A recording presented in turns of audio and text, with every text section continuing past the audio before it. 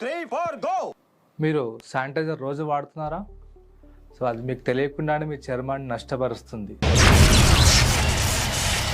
Yes, మీరు విన్నది కరెక్టే. ఇప్పుడు ఈ శానిటైజర్ మన చర్మాన్ని ఎలా పాడు చేస్తుందో తెలుసుకుందాం. సాధారణంగా ఈ శానిటైజర్లో 70% వరకు ఆల్కహాల్ ఉంటుంది. దాన్ని ఐసోప్రొపైల్ ఆల్కహాల్ అంటాం. సో ఇది జర్మ్స్ని చంపుతుందేమో కానీ మన చర్మంలోని సహజ తేమను తీసేసి చర్మం ఊడిపోయే పరిస్థితి వరకు వస్తుంది.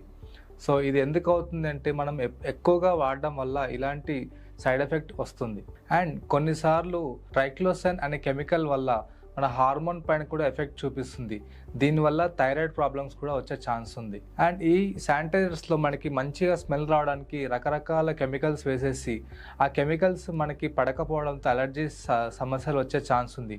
సో ఈ అలర్జీస్తో మనకి రియాక్షన్స్ లాగా రావడం కూడా జరుగుతుంది. సో ఈ శానిటైజర్స్ ఎక్కువగా యూజ్ చేయడం వల్ల మనకి యాంటీబయాటిక్ రెసిస్టెన్స్ అనేది వచ్చేసి సో మనకి ఈ శానిటైజర్ యూజ్ చేసినా కూడా మన జర్మ్స్ అనేది చనిపోకుండా మన బాడీ పైన ఉంటాయి. అండ్ అలాగే మనకి ఈ శ్వాస సంబంధించిన సమస్యలు కూడా అధికంగా వస్తాయి. ఎందుకంటే ఈ శానిటైజర్ వేసుకున్నప్పుడు ఆ స్మెల్ అనేది పడనప్పుడు కొంతమందికి ఏమవుతుందంటే అది శ్వాస సంబంధిత సమస్యలు వస్తాయి. చేతులు శుభ్రంగా ఉంచుకోవడం అవసరం, కానీ సబ్బు మరియు నీటితో చేతులు కడుక్కోవడం చాలా బెస్ట్ ఆప్షన్. ఈ శానిటైజర్ అనేది అవసరమైనప్పుడే వాడండి, ప్రతిసారి వాడకూడదు. Thank you.